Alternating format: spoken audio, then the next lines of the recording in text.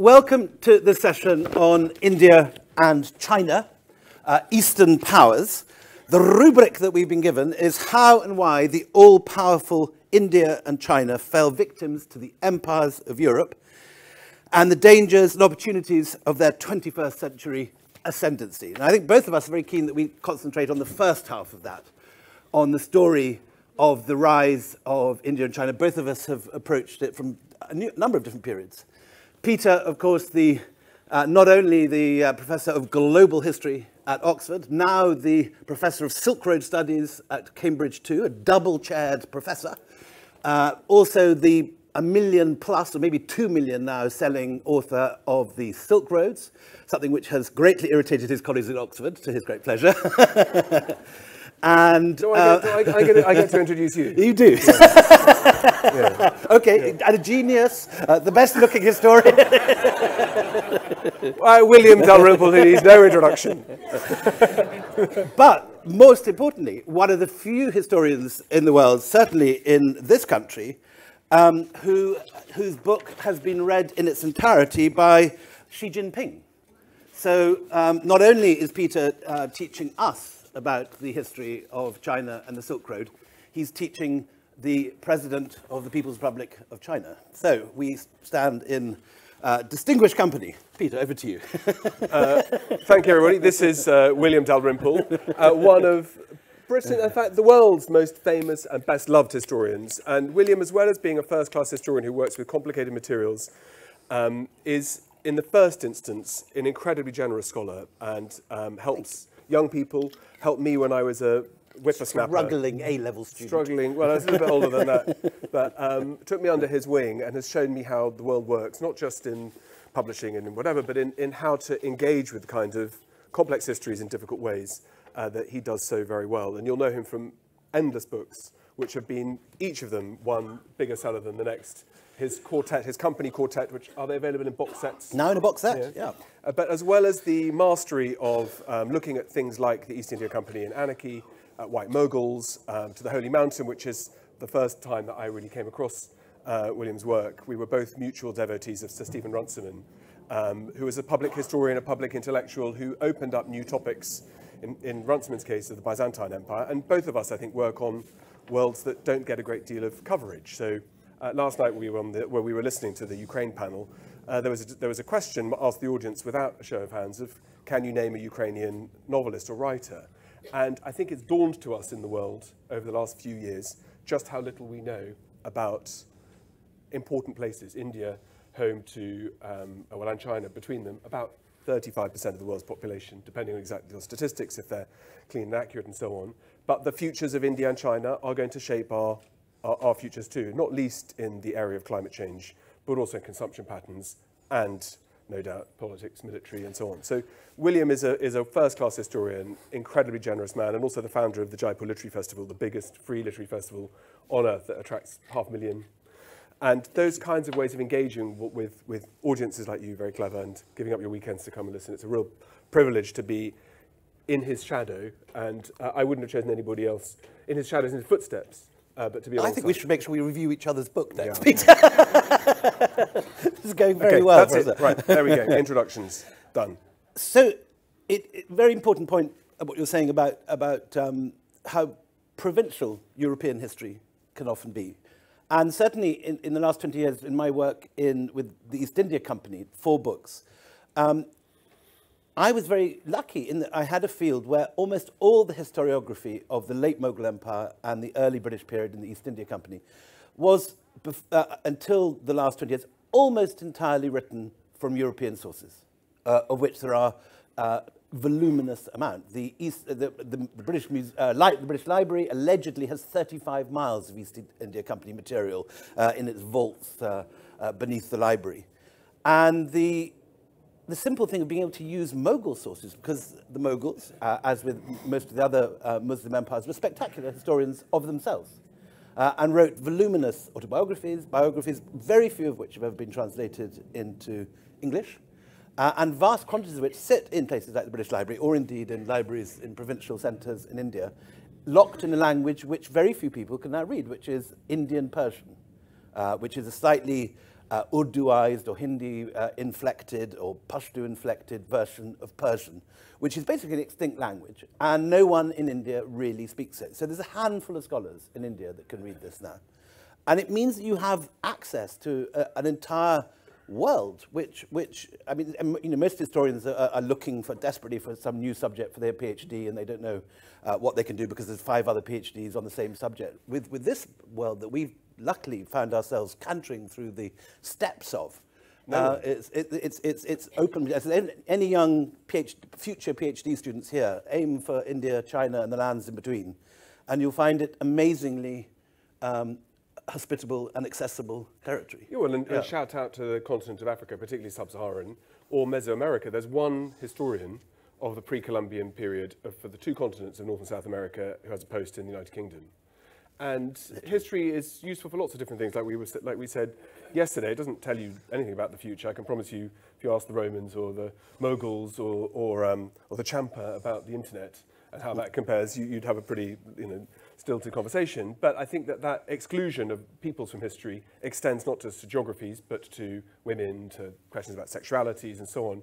And I think that way in which history has looked like it's imperial and done from London, looking at what empire structures look like, we're in a kind of golden age, I think, of history writing today, because publishers love selling books, and when books like Silk Roads or Anarchy do well, then they sort of encourage people to write books that are big in scope. But it's difficult to do because you need to have technical skills. Languages always looks a lot easier than it really is.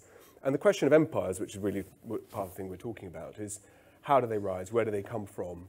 And do we have to always use the Mediterranean and Rome as the kind of comparison? And in my world, Rome is a kind of slightly stone around the neck. I mean, the idea of the Silk Roads as a label was coined by German geographers and writers in the 19th century. The grandfather of the Red Baron.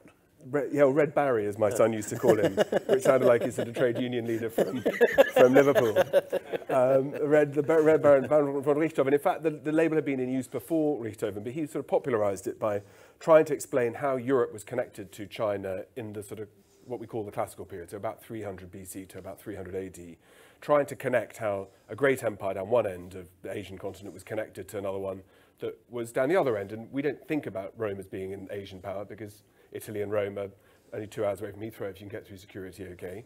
But Rome's heavy weight and its cultural centres and its competitive sets, its cultural borrowings where it was trying to compete with militarily threats came from, were all in Asia. And so trying to explain how these two were connected is problematic because it suggests that there's a link and you forget all the people in the middle. And we still do that today, by the way. So the Silk Roads, we call it Central Asia. We call them, even worse, the Stans, which is a broadly sort of quite offensive word to anybody who works on Central Asia, to lump everybody together with no disaggregation, to assume there's no sort of variation of peoples. And you kind of, even today, looked at the Central Asian states are seen as a kind of football between the West and China, with a lot of Indian, Pakistan and now Russian interventions and influences too. So those ideas of how these empires rise and fall is fundamental, yeah. There's also a lot of very interesting new work about the links between Rome and India.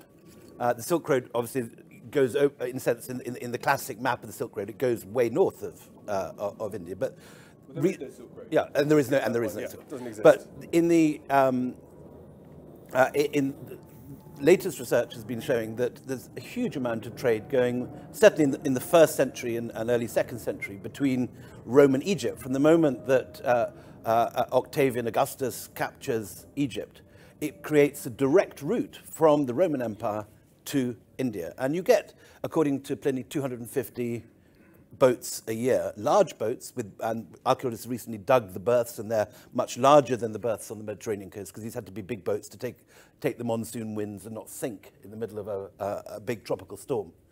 And there's figures which are absolutely not certain and are disputed, but according to some specialists, working from a particular papyrus found in Oxyrhynchus, now in Egypt, now in Vienna, the taxes taken at the Red Sea port of Berenike, where Indian and Arabian and Ethiopian goods were coming into the Roman Empire, the customs, which were at 25% there, produced in 1 year at the peak of the trade enough to fund 1/3 of the entire Roman military budget.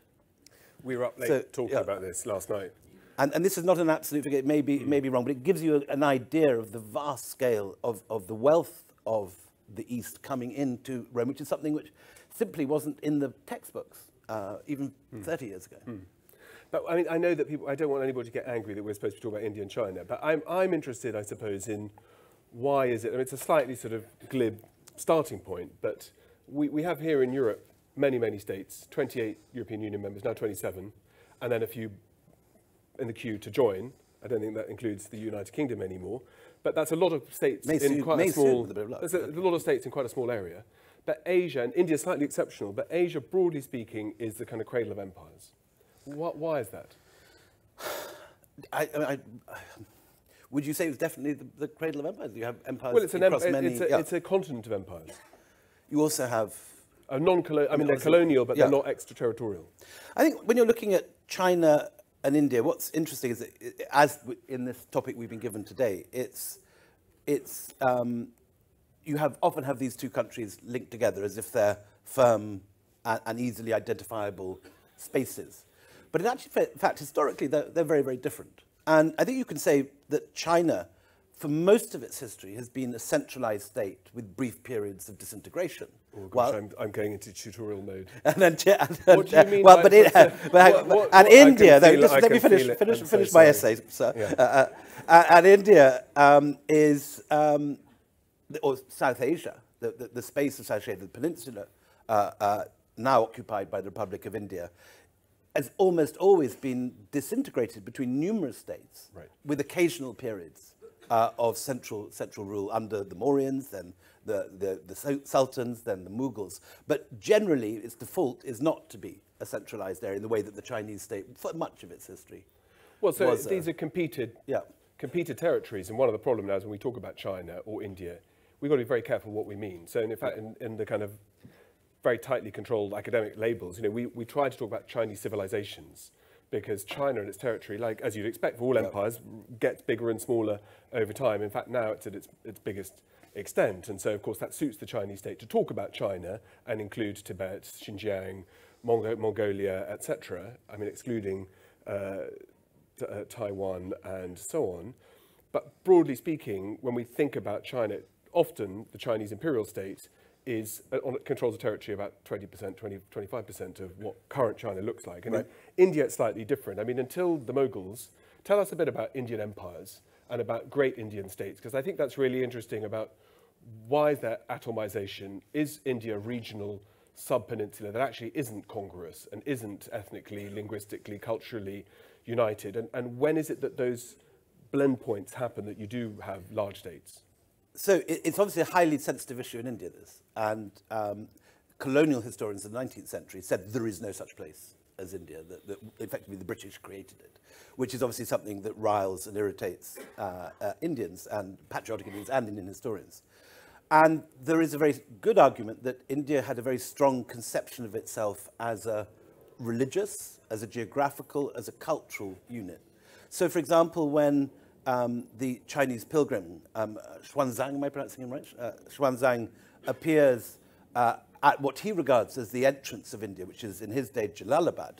He says India is a great country with 69 kingdoms. And so you have this idea both that it is one thing and that he's entering somewhere new, but that politically it's enormously fragmented. And he goes through numerous states in the course of his pilgrimage. And so to answer Peter's question, so really the first time that you get an image of India uniting under one political ruler is under the great ruler Ashoka around 250 BC, who's also the first person in Indian history whose autobiographical writings are recorded on stone. And first of all on rocks, and on rock faces and on large boulders, often in places where fairs and religious ceremonies were held. Then later on pillars, which were sometimes in urban areas.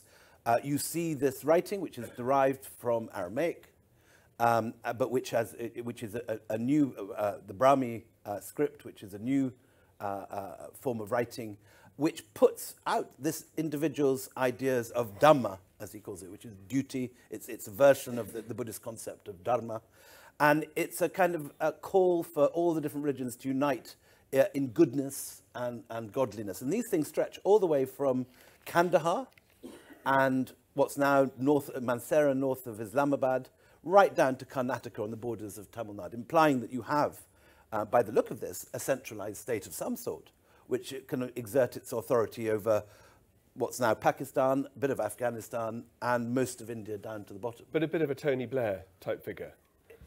You know, he's... It referenced the Iraq War? War? Is it a vegetarian? Or, yeah. Oh, yeah, not including the Iraq War. Vegetarian, he unites the whole country. We all remember what Britain felt like 25 years ago. We didn't have these divisions. You know, we generally got on with things. Lots of things went wrong, but Ashoka managed to build this world of peace, tolerance, and proclaimed everywhere, presumably enforced, because vegetarianism and so on. But his successors aren't able to hold it all together. Right, much the same way we have disintegrations in contemporary politics. So you have this moment of consolidation where something obviously looks like it's working, and from the outside you think it works well. Who's the loser in this world? Because the messages are all very positive, but it's a flash in the pan. You know, there is a kind of moment. It's hugely important in Indian... Within 2 generations, the thing has fractured Why? again. I mean, you could argue this for a long time, but this particular state, which expanded very successfully, particularly into the space left by the retreat of Alexander the Great's legions, and they take over a great chunk of Afghanistan, which had been held by the Seleucids. Then gives, and there's also clearly religious conflict because Ashoka is converted to Buddhism and describes himself as an active layperson promoting Buddhism. But the dynasty which undoes what he's done is Brahmin Hindu. And so there's a religious backlash, we suspect, but it's very difficult to tell because the sources in early India, other than these wonderful 300-odd inscriptions of Ashoka, are very, very fragmentary. But what's interesting is that it's just in the period after this that you begin to see influence of South Asia, despite the fractured nature of Indian politics, begin to spread to what we now call or think of as Southeast Asia or the colonial phrase Indochina. And you have a very interesting contrast because on one hand you have China looking down and beginning to move militarily against what's now Vietnam, Champa, while the Indians are clearly not moving militarily in this direction, but ultimately have what seems to be more influence because Southeast Asia, starting by importing Indian beads and pottery, then beginning to import more substantial merchandise, gold, Indian gold merchants are at work, buying gold from what they call Savarna Bhumi, the land of gold, Southeast Asia. And by the 4th and 5th centuries AD, you get the Hindu religious language, Sanskrit, being used over a vast area from Kandahar, which is the Sanskrit Gandhara, to Singapore, which is the Sanskrit Singapura. So you get what the Sanskritist Sheldon Pollock calls the Sanskrit cosmopolis, this vast region, all of which is reading Indian scriptures and mythology, and you suddenly have images of the Ramayana and the Mahabharata appearing. And so while there's absolutely no state Indian control of these regions, there's one brief raid in the 12th century by the Cholas, but otherwise this is spread by merchants, it's spread by Buddhist monks, and it's spread by religious texts.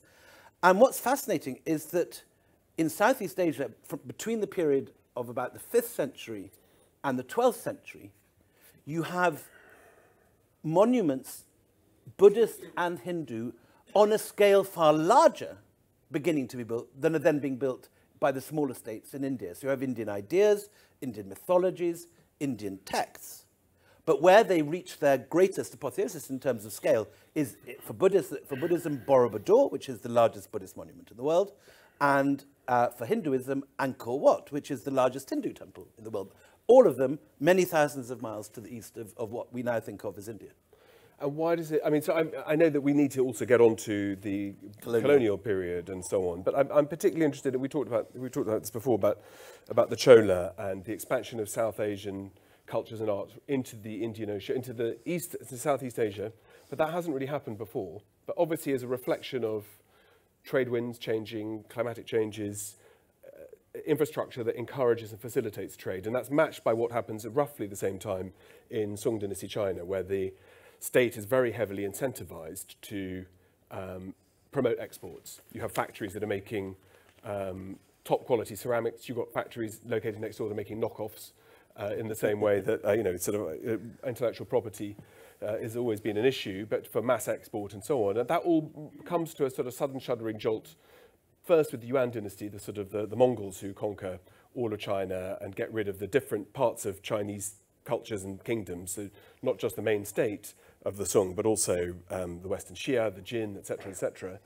And then there's a sort of change in what that dynamic of Indian trade, or trade from China through into Southeast Asian Oceans, South China Sea, and then into the Indian Ocean world looks like. But nevertheless, between them, those big powerhouses in Asia, let's call it the Indian subcontinent, Persia as well, the Chinese civilizations and the major state, eventually the Ming, are by far more powerful, more sophisticated, wealthier, higher standards of living than anywhere in Western Europe. Yeah.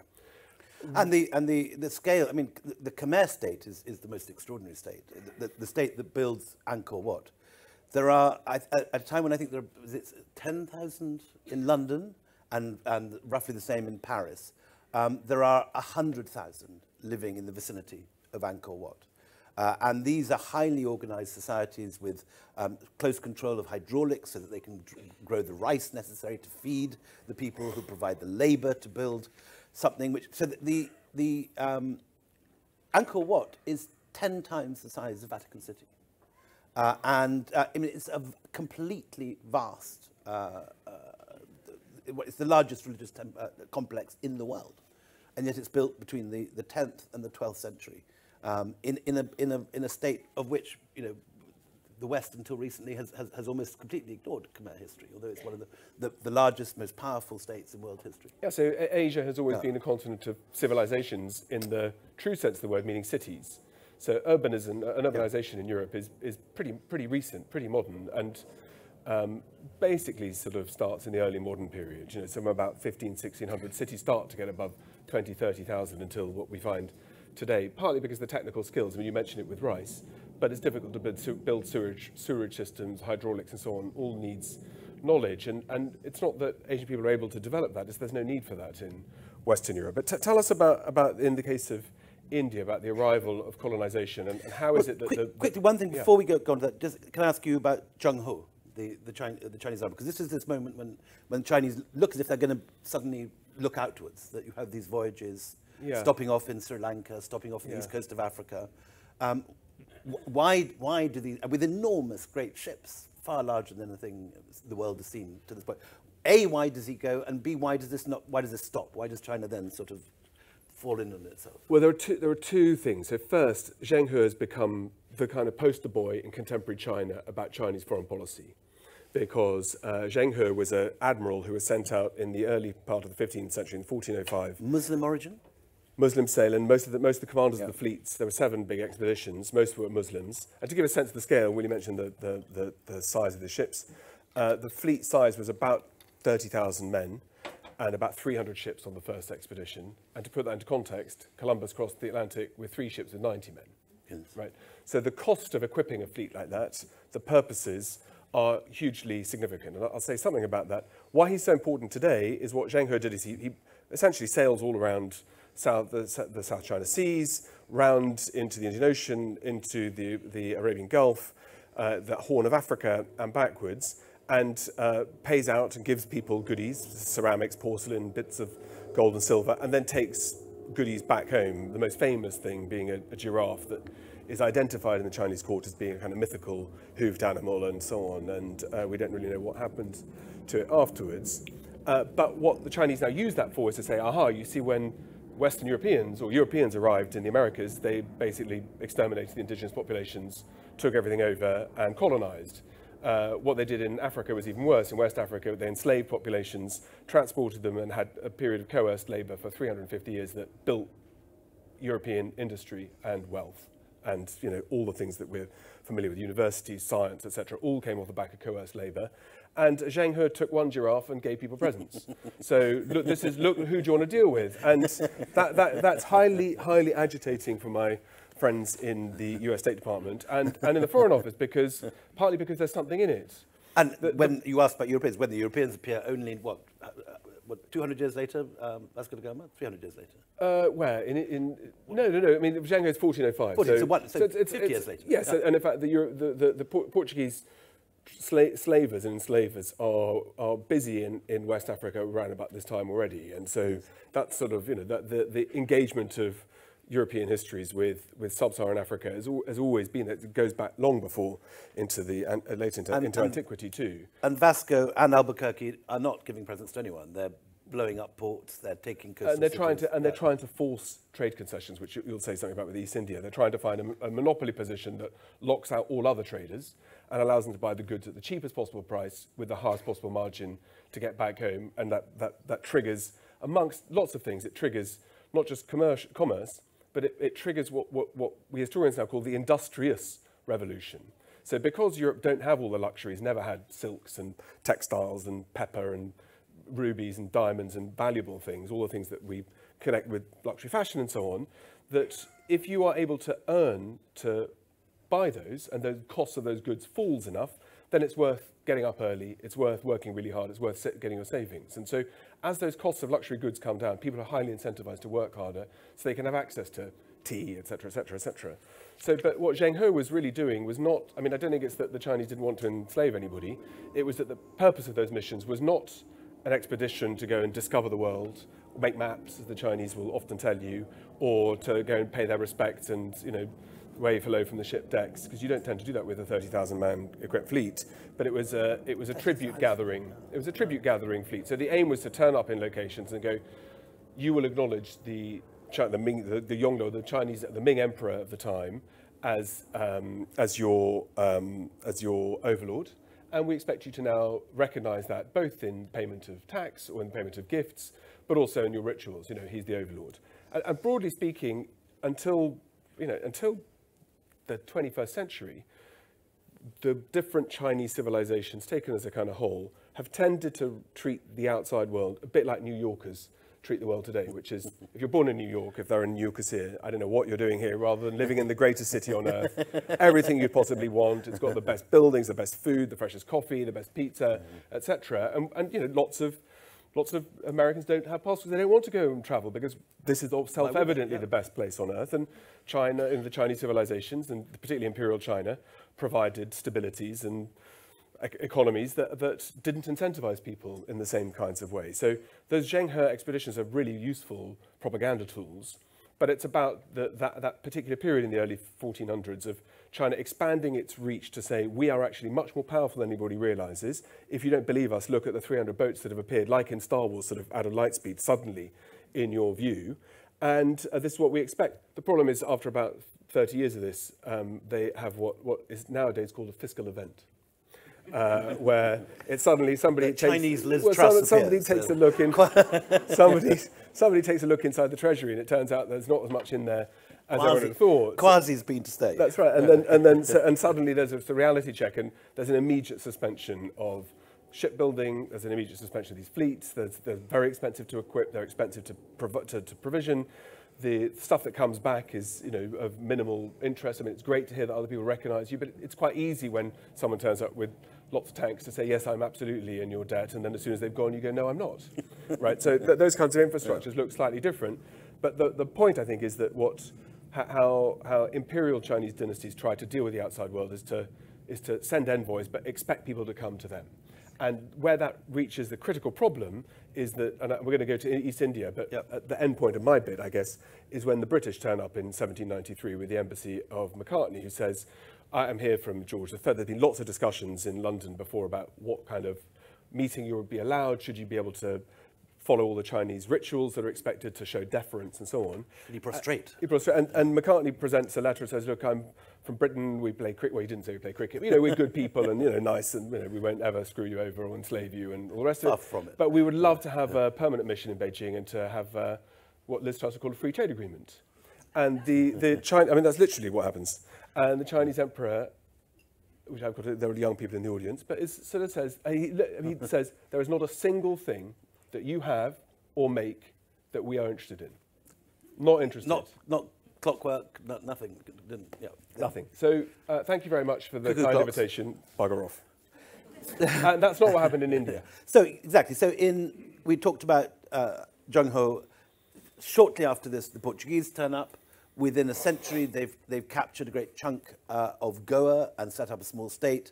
They've set up fleets to police and give passports to all the shipping going between Yemen, up on the Hajj routes, and followed by the Dutch, who turn up. And the Dutch are after spices, which are grown not in so much in India at this phase, but in what we would call Indonesia, the East Indies, as the Tudors called them. And this, particularly an island called Run, which is near Papua New Guinea, way over. And the Dutch successfully make an expedition there.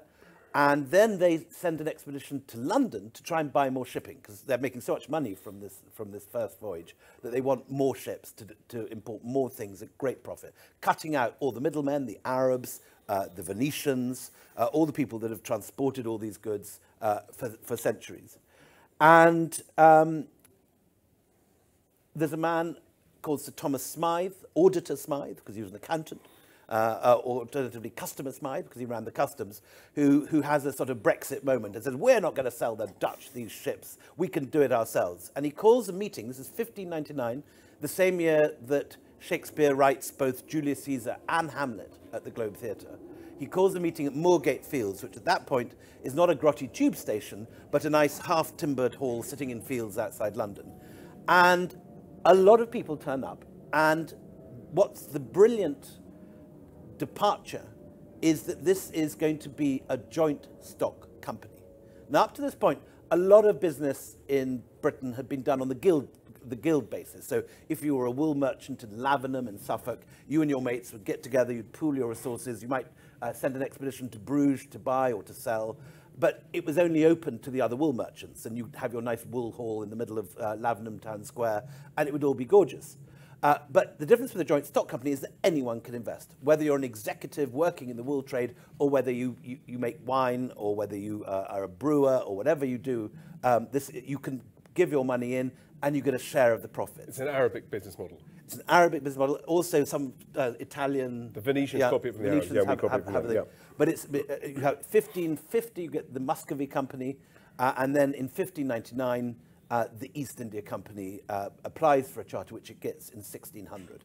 And most of the people that give money, and most of the people who subscribe to the first voyage, are what we today would call pirates, privateers in the polite Elizabethan language, and they go and try and buy a ship. The ship, I'm not making this up, they reject, incidentally, a creaky old hulk called the Mayflower, which they don't think is seaworthy. And they buy instead a ship called the Scourge of Malice, which sounds like Johnny Depp's flagship from Pirates of the Caribbean. And being good businessmen already, their PR team says time to change the name, so the Scourge of Malice becomes the Red Dragon, as if it's a nice harmless pub in the Welsh countryside. But off they sail, and they go around the Cape, and they bump into a Portuguese caravel coming the opposite way, full of spices. And because they are a bunch of pirates, they land on it, transfer the spices into their hold, go back to London and sell it for £1 million. And so is born the East India Company. And this thing then accelerates, and they face off against the Dutch. 1640, the Dutch win a series of victories, and there's a swap. Basically, the British give up the idea of the spice trade and the East Indies, and they give over the island of Run, and in return, they get some muddy island in the Hudson River called Manhattan, which turns out in the long run to be a rather good investment. But they then alter their business model, rather like a startup today, which is like a small tech startup. It's doing one little thing with an app or something. And in 1640, they realized they've got to change their business model. So they changed to the textile trade, and not East Indies, but India. And this is the winning decision, because India at this point, for the first time, according to Angus Maddison's figure, it's the first time that an Indian state is outperforming China. In 1700, for the first time, India overtakes in GDP China, which up to then has been a much bigger industrial power. And at this point, in comparison, the UK, India, according to Angus Maddison's figures, India is producing 22.5% of the world's GDP. It's just overtaken China. The UK, by comparison, or rather England, by comparison, is producing 1.8% of the world's GDP. So India has a hugely, vastly larger GDP. And how the East India Company gets going is that it basically it acts as the merchant navy fleet, selling wonderful Indian textiles, cottons, silks, wonderful embroideries, bed hangings for beautiful beds in Mantova and so on, across Europe. And they ship these things around the world, so much so successfully that by the early 1800s, there's deindustrialization as far away as Mexico, because these very cheap, very good Mughal textiles are outperforming anyone else. They're cheaper, they're better. And so when Indians think of the Mughals today, and as far as the British think about, I think them probably something very similar, you think of sort of Shah Jahan and Mumtaz Mahal dropping mangoes into each other's mouths and white pigeons fluttering around in the background.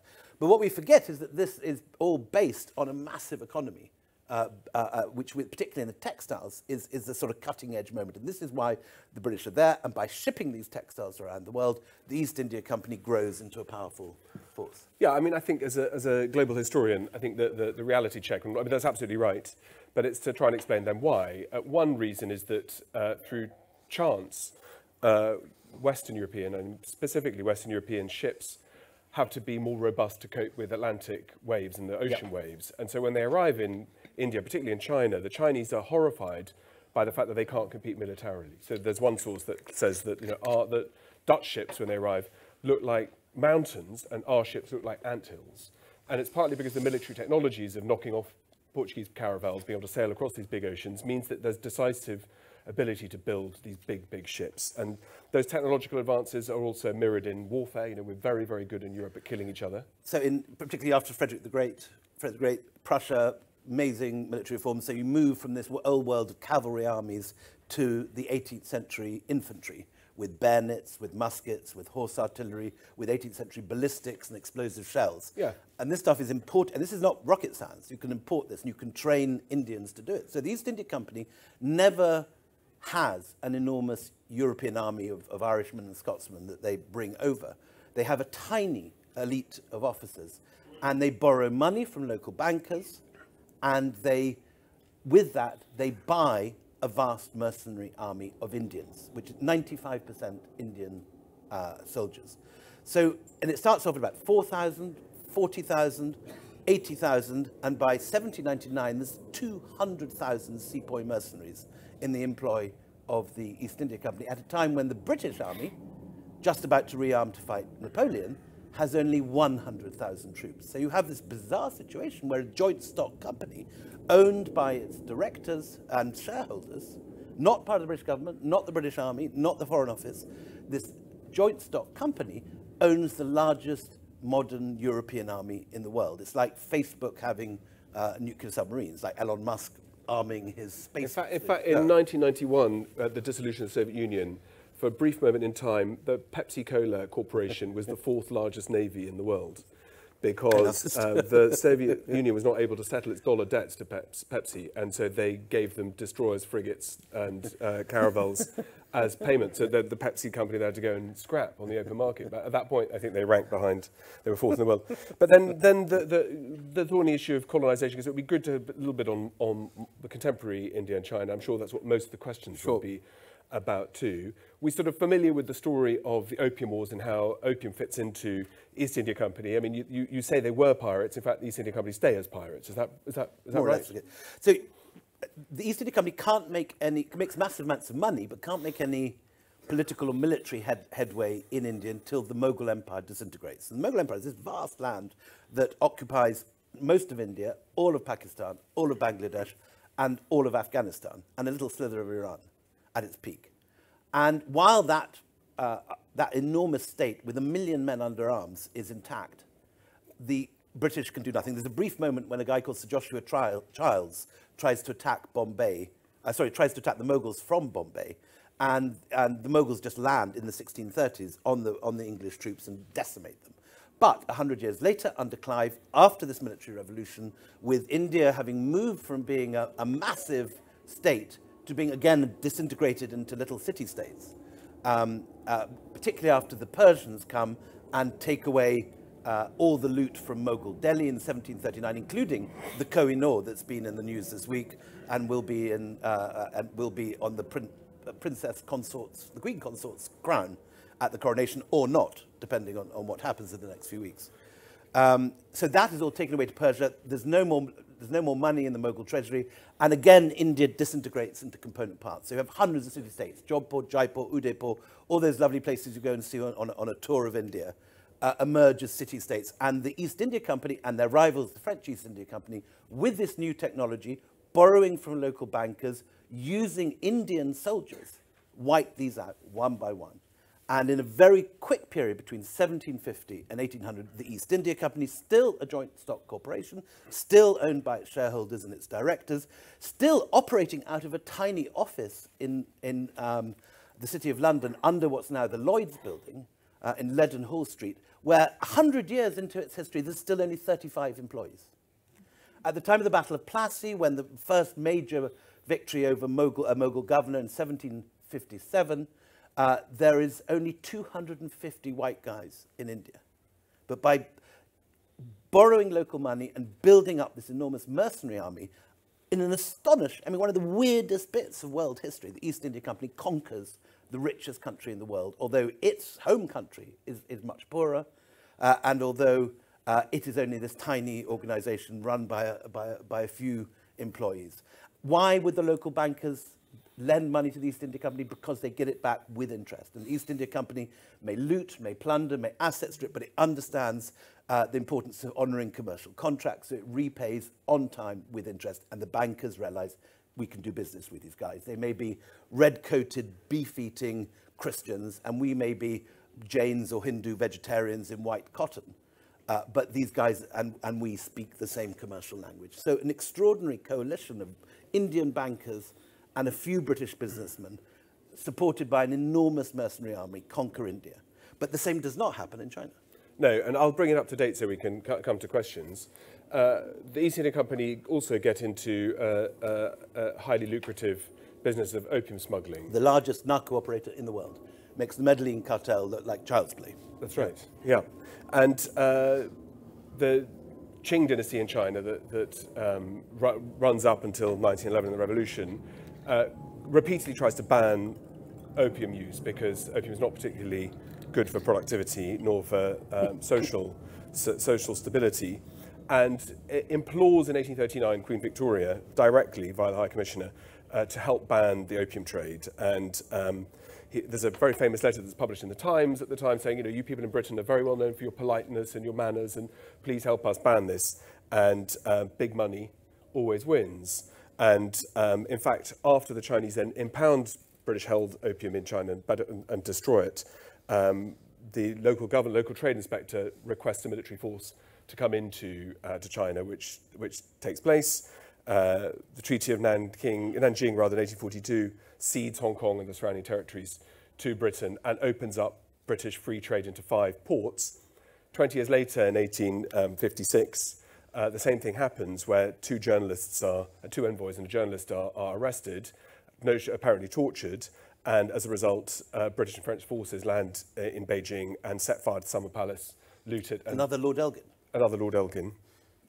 Right. And these events are hugely traumatic for Chinese intellectuals as well as for the state, because the question is, how has it gone so badly wrong? How can a little rock in the North Atlantic with not very many men, how are they able to take over the world? And should we go into the narco business? Should we liberalise? Should we should we militarize?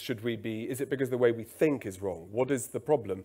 And that period has become known in China as the century of humiliation, where this, in the world of decolonization and colonialism now, in India too, the questions are very similar, which is, how was it that the West managed to get ahead, number one?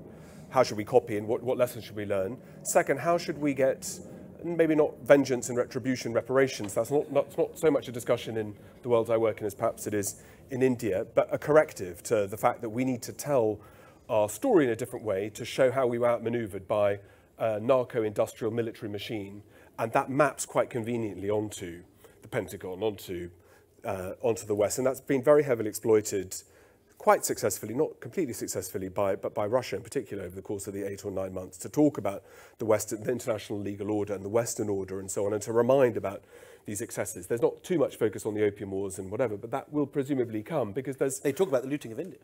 Putin in his rambling speech, his taxi driver speech last week, specifically mentioned the British looting of India. So that brings us, I guess, up to today, and a question. Maybe we do that with the questions of wherefore. But I'll ask you first, really. Wherefore for India and China? Is that age of the West? You can see why it is difficult. You can see why it's problematic. You can see why there's questions about what did we gain.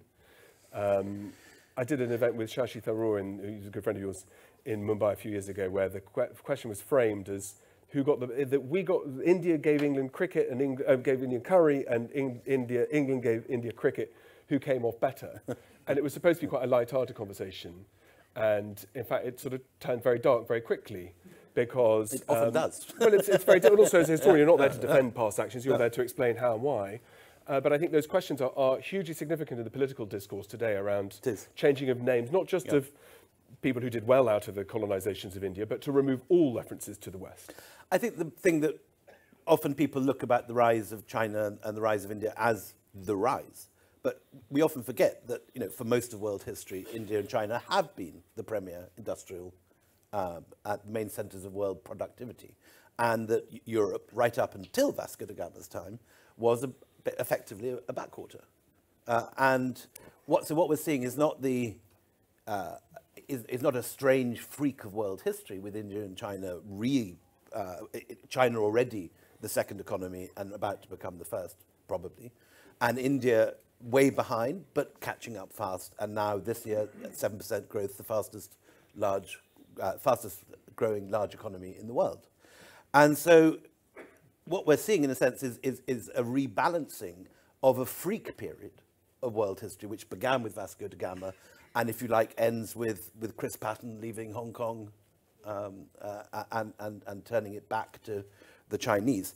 Certainly, India feels very, very confident that its time is coming, that China's there already, both in terms of military technology, in terms of money, in terms of deep water ports, in terms of taking over the raw materials from great chunks of Africa and buying farmland to feed its people across odd areas of the globe.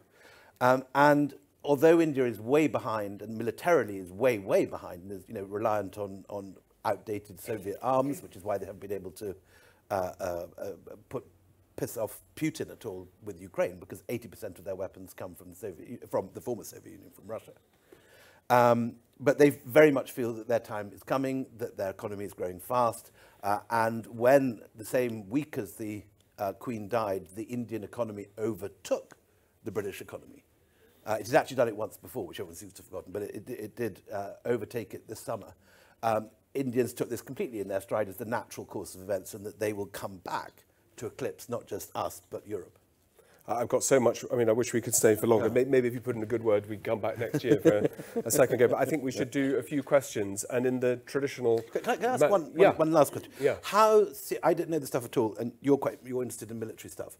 When you read in the papers about the Chinese launching a hypersonic missile that the Americans don't even understand how the technology begins. They do understand how the technology... They do understand, yeah. But they're worried by it. They're worried about it, but they do understand it, yeah. And quantum computers that can pick into any computer of ours soon. Yeah, give or take. Is this again another major turning point, or again is the technological balance now in favour of China, and we're now on our way to become the dullards? No, I think. Well, gosh, can I keep talking and then a few more questions? Go for it. Yeah. Technologies are dependent on R&D.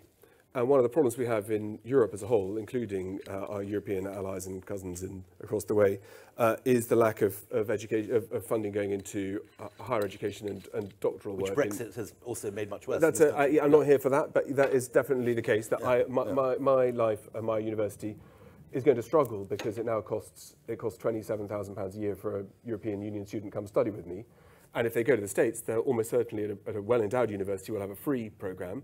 If you study for a PhD at Leiden, where I was a visiting professor, the cost is free, zero, right? So why would you clock up £100,000 debt to come and study? And it's been a hugely problematic thing in the sciences of being pushed out of the Horizon program. But that's a separate story. But R&D investment is key. And the problem at the moment is that the Chinese state is in everything in China, and it directs.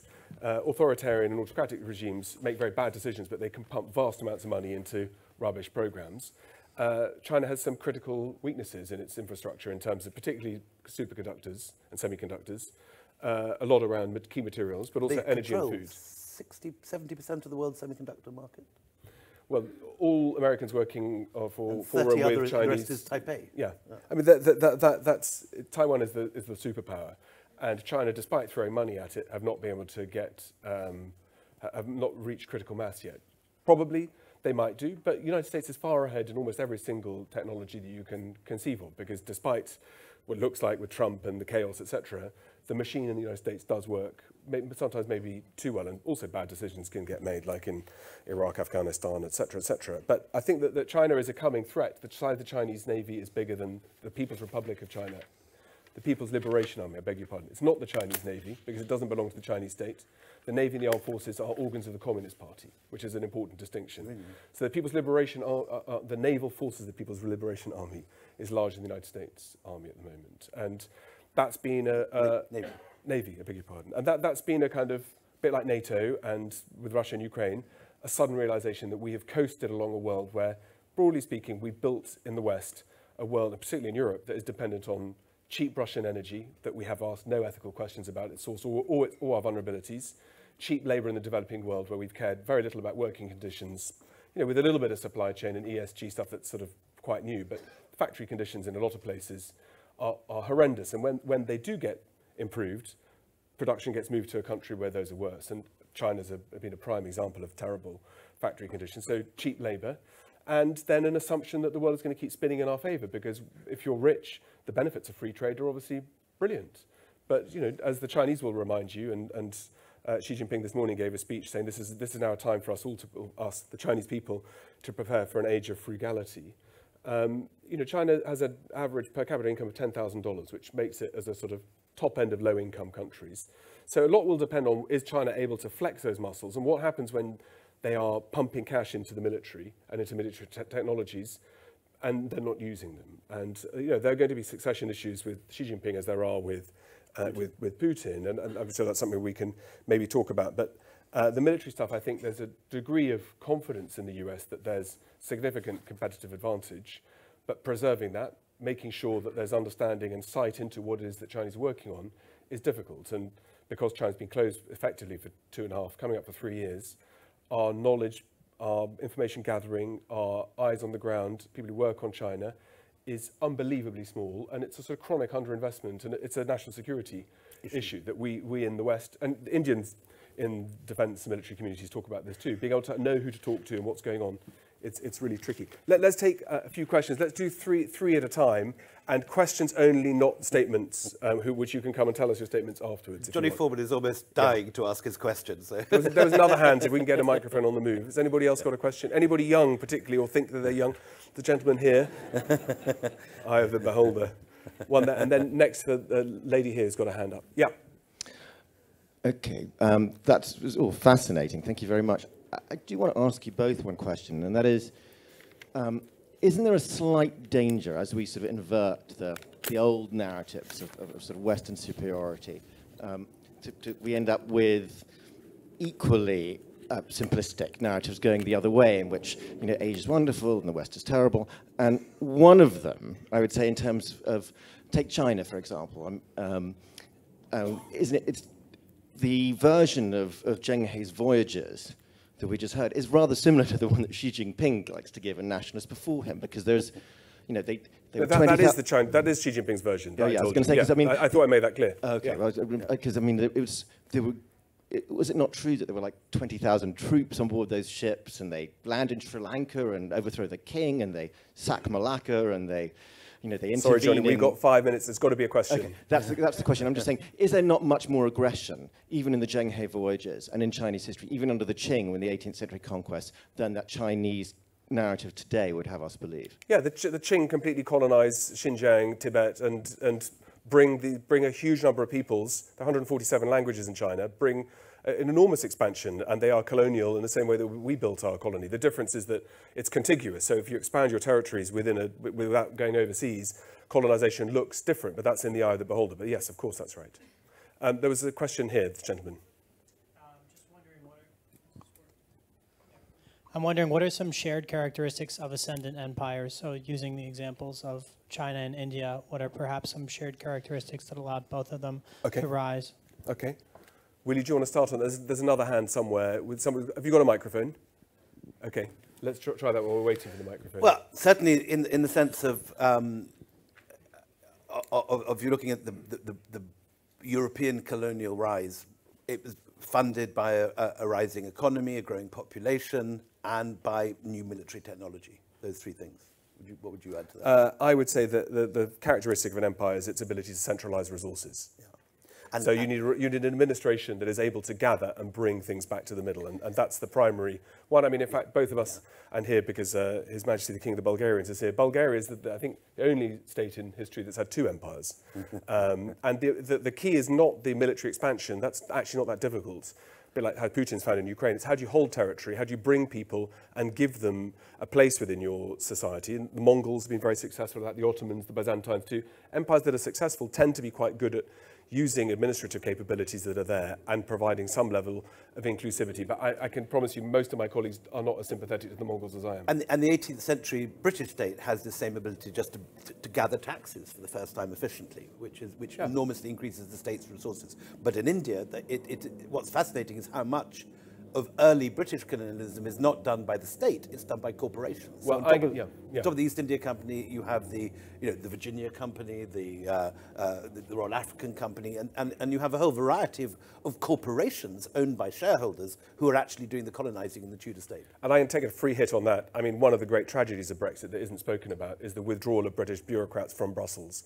And the Brits are very, very good administrators at state level, and Britain's role within the UK made the EU stronger and better run than it might otherwise have been. There's there, and then have you got a microphone? Yes, so the lady here. I feel like the rise of India and China is often framed as at the expense of the West, but don't you think there could be global benefits to a multipolar world as opposed to one dominated by American hegemony? Great question. One word, yes. Yes, that's the Chinese way that, again, I'll make that very clear, Xi Jinping and Narendra Modi talk about win-win politics, which is broadly, again, right, that we either all, like with Putin, we're either all going to get richer or we all burn to a crisp. But that all sounds a lot easier than it is. The problems right now are governance, and global governance looks like it needs some pretty major reform to allow that to happen. But, actually in the metrics, globalization, apart from in Western Europe or Europe, is not just alive and well, but is growing. So for most people's experiences in the world, that process of getting richer together, across most continents, in fact, is thriving. There are climatic and environmental problems to it, but yes. We were both last week in Greece at a festival, and Radek Sikorski, who's also here, was talking about the Thucydides trap, which you should Google to follow up on this question, because he quoted a researcher who looked at 18 ascending empires and where they came into contact with declining empires, and looks at this exactly your question with in detail. So yeah. Okay. Thucydides one at the trap. back. Can we get a microphone over here, please, as well? Yeah. I'm interested to hear your views on China's one-child policy and how that will affect the continued rise of China, and obviously India, a very different trajectory on demographics. Well, China, it's a total disaster. And that's what happens when you have single individuals who can set policy without consultation on a whim. So the demographic pyramid that China's going to follow is going to be a significant problem as we all live longer. Technologies may change some of that, but the demographics are clearly hugely problematic across every single metric. And India, the opposite problem, because during the emergency, there were these forced sterilizations which made family planning a complete electoral catastrophe. So you had a massive growth in the population. And now, I can't remember the exact figure, but there's a vast young population that are coming every day into the workforce. And the Indian economy has to grow, I think it's 6% to accommodate the new arrivals in the workplace and still remain standing. In other words, if it grows any slower than 6%, the economy the per head economy declines massively. Yeah, and those can be fixed. I mean, if you want to correct a aging population, you can allow very large numbers of migrants from other parts of the world. The problem is that China's not particularly set up. But there are 30,000 African scholarships given to full university funding to study in China, which is about 1,000 times more than we give in the UK. And those can be corrected, but we shouldn't think about the future as being linear, and there are all sorts of hiccups on the way. Let's do two more, because I'd like to be invited back, and I don't want any of the high command to tell us we went on for too long. To be invited One back. Here, and then is there anybody who's got their hand up under the age of 25? Okay, it's like an auction. Anybody under 30? Anybody over 80? Okay, whoever. Okay, so one here, and then over 80 at the back. and then someone at the back, because we haven't had one. Those are the last two. Yes. Peter, it was lovely to meet you in Kazakhstan, and thank you for the session. It's Lovely very to see you, yeah. interesting. The question is about state-owned enterprises of China and sovereign wealth funds of the Middle East currently, which are investing globally. Question to both of you: do you think they could repeat the suit of the East India Company in increasing the operations in the countries and also the R&D and military and so forth? Great question. Let's take the one at the back, and then we'll wrap up. Hi, Charlotte Eager. The expansion that China is doing into countries like Sri Lanka, Africa, Piraeus, etc., is that being done at a state level, or is that private companies, like, say, for example, the East India Company, being encouraged at a state level, but actually private investment? Very good question. I'll do that one. There's no such thing as a private company in China. Everything comes through the state. There's a bit of the Thomas à Becket, King Henry problem of people going to do what they think the leadership want. I would disaggregate. They're very different. They're Piraeus, Sri Lanka expansion, the Belt and Road as a whole conundrum of its own about what it really is, but it's the one thing it's not is what most Western analysts think that it is. And following through what actual projects are doing on the ground, where they're succeeding, where they're problematic is an issue. The single, I guess, boil down is that in every single country I visit, for example, in Kazakhstan, everybody would like to be invested in by US-led or British-led investment funds, but they keep being told that they should never touch Chinese money.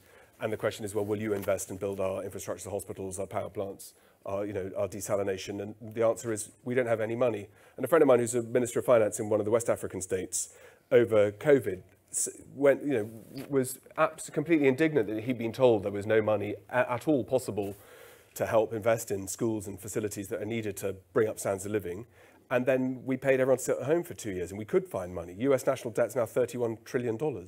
And so you can make money appear from thin air. I mean, it turns out that Jeremy Hunt today, who's Chancellor, has to work out That was yesterday. Probably not today. how to handle it. But the fear of what China's doing, the sinophobia, needs to be evaluated very carefully so that we're not just knocking the Chinese. Because, in 2015, George Osborne and David Cameron, late of Downing Street, both of them, number 10 and 11, proclaimed this was going to be a golden age with China, and now it is the single biggest issue to lose votes in an election. And I think that transition, if you're sitting in Beijing, it's quite hard to understand how we changed our opinion too. So we've got to be careful evaluating it.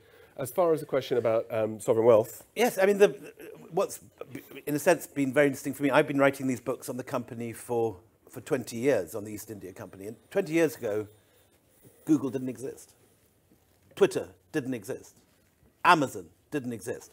And in the 20 years I've been writing about this monstrous corporation, the first corporation to straddle the globe, to sell opium in one thing, be selling tea in Boston Harbor and responsible for the Boston Tea Party in the other end of the world, while also owning the whole of India.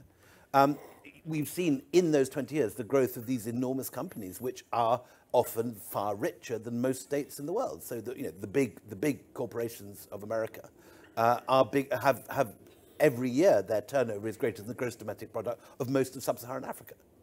And so suddenly what felt like a very old story from the school textbooks 20 years ago about a long dead organization suddenly feels very, very current. So it's a very interesting moment to be writing and looking at the history of large corporations and how they operate vis-a-vis the state. And ultimately, the history of the East India Company is a story of a corporation that was neutered by the state. In 1858, Parliament rolls up the East India Company and the Raj starts.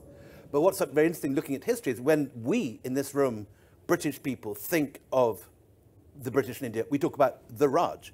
The Raj actually is only 1858 to 1947. It's 90 years. The East India Company is around from Shakespeare, 1599 to 1857, 250 years. And so we have this entire forgotten period of history, the bottom bit of the iceberg that's almost invisible to us, without a Kipling, without a Curzon, without any of those familiar names, when all this stuff is going on and a corporation with shareholders built entirely for profit is running India for our benefit. And I'll just say a quick one about sovereign wealth funds. In the mid-90s, the government of Norway decided that they should take they'd take some top slice of every barrel of North Sea oil that they sold to put into a sovereign wealth fund. And okay, I haven't seen their figures since the chaos of the last couple of weeks, but at a certain point, Norway's fund was worth $2 trillion and effectively owned around about 2% of every single quoted share in the country, in the world, worth about $250,000 per Norwegian. You can accumulate capital. The question is, how do you spend it? And at what point do you think that you should be investing in the future? How do you deal with social mobility and so on? And Scandinavian countries have been fantastically good at encouraging social mobility. In fact, in the case of Kazakhstan, if you're born in the bottom 20%, which has all of its warts and problems and challenges and difficulties and opportunities, if you're born while we're giving this talk in Kazakhstan in the bottom 20%, you have a statistically better chance of getting out of that bottom 20% than if you're born anywhere in the UK today. And the single biggest problem in most of the parts of the world I work on is about inequality and how governments fix that. Sovereign wealth funds can play a role in that, but making good and smart investment decisions, building up balloons of cash, it all comes down to the same thing, which is how do you spend it. On that note, I'd like to thank, it's such a pleasure, William. But a round of applause to William Dalrymple. Thank you, everybody.